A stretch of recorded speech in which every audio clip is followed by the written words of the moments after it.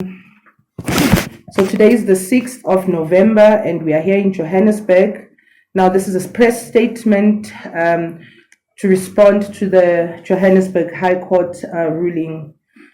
While we recognize and respect the vital role of the judiciary in upholding South Africa's constitutional democracy, we remain deeply concerned about the broader implications of the ruling, particularly its impact on compliance and respect for South African laws by foreigners. Operation Dudula also notes that the ruling refers to foreign nationals, whereas our mandate and programs have always focused on illegal immigration and its negative impact on society.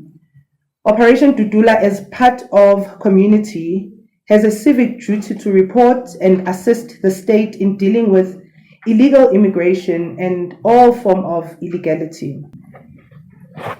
Illegal immigrants are also a burden on poor South Africans. Provision on social services to illegal migrants are accounted for in our national budget. It puts a strain on resources meant for poor South Africans. The strains on healthcare workers, teachers, other civil servants who continue to serve an overstretched system impacted by illegal migrants should also not be overlooked or downplayed. Now, the South African Constitution must therefore not be abused to serve agendas that protect the interest of illegal migrants and others who benefit from the chaos to the detriment of South African citizens. We remind people in position of authority to remember sacrifices made by many South Africans before us. And I'm talking about the people that lost their lives during the struggles. We're still losing people even today. So we shouldn't, forget about them. So that they fought actually for all South Africans to live with dignity.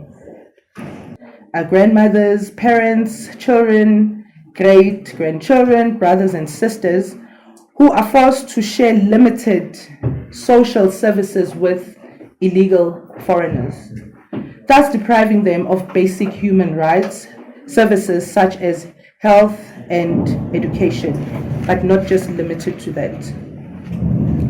Now, Operation Dudula has submitted over 100 memorandums in the past 5 years.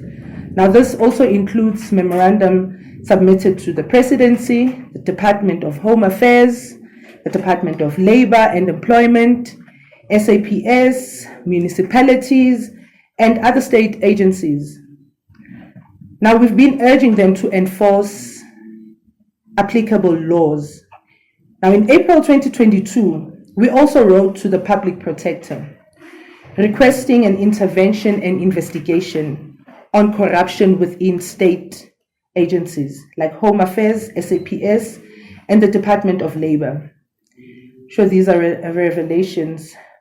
Kwanazi is showing us flames with everything that we had requested from the Public Protector, but she failed to protect us that time. We also submitted a letter to the President recommending that the President declares a state of emergency on illegal immigration. But unfortunately, all of these efforts were ignored. Now, this was back then in 2022. We're in 2025 now, almost 2026. The year is almost done. But all of those efforts were ignored. We again call on the state to do its job, to arrest and deport all illegal foreigners, to defend the interests of South African citizens, which are under serious threat. The law must not be unjustly used to silence South Africans, but when legitimate issues are directly impacting our lives, we will definitely raise them. Operation Dudula remains firmly committed to the rule of law and to operating within the confines of South Africa's constitutional and legal framework.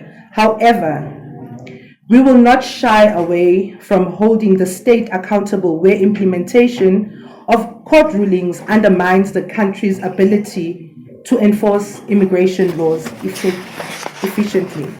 Now, we call on all members and supporters of Operation Dudula to respect the ruling for now, while our legal team pursue the appeal process. So we're definitely going to appeal this judgment.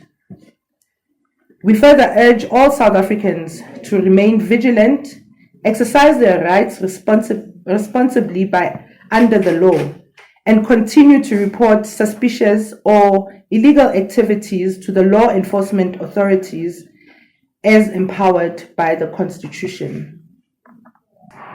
Not sure how we're going to do it with the rest of South Africans, because we do have ordinary citizens that go to these public facilities and go and exercise their rights. So I'm not sure. Probably Mr. Cyril Ramaphosa will have to make that call, because I will talk to supporters and members of Operation Dudula to stop. Anything above that is over my powers. Communities have been doing this even outside the presence of Operation Dudula. Now, I want to remind South Africans that South Africa belongs to South Africans. South Africa belongs to South African citizens, and illegal immigration is a crime. So Operation Dudula is 5 years this year, and nobody wanted to associate themselves with us, especially other political parties. We were the only political party that was vocal about the issues of immigration. But what we are seeing now is that we are seeing more political parties joining, this fight, because they can also see that the country is going down the drain. I will not talk about the Red Berets, because they've made it evident that they are not for South Africans. They support the illegality that's happening in this country. If you look at this judgment, it's saying that Operation Dudula must shut its doors, because everything that they mention there is every issue that we tackle on a daily basis. So to me, that judgment, I'm not really happy about the judgment, and because when you look at it, it still gives foreigners an upper hand to still continue trading. Because if they say that one of the requirements is that you must be well documented, then definitely foreigners who are well documented in this space will go and apply. From what I know, and you can correct me if I'm wrong, from what I know is that informal trading is reserved for South Africans. Now, why do we still have requirements that will give foreigners an opportunity to also apply? So that judgment, we still need to look into it, but we're glad that at least there will be some law and order. I'm not sure if it's because of the G20 that's coming soon. It's just a public stunt that that's just happening. But I'm hoping, because at the end of the day, Operation Dudula was born to make sure that our cities are clean. When we were hitting the ground and making sure that the streets are clean, at that time, Nkuli was not supported by anybody rather than Operation Dudula. And they took him to court, and a judgment was down that informal traders need to go back and continue with business as usual. What's different now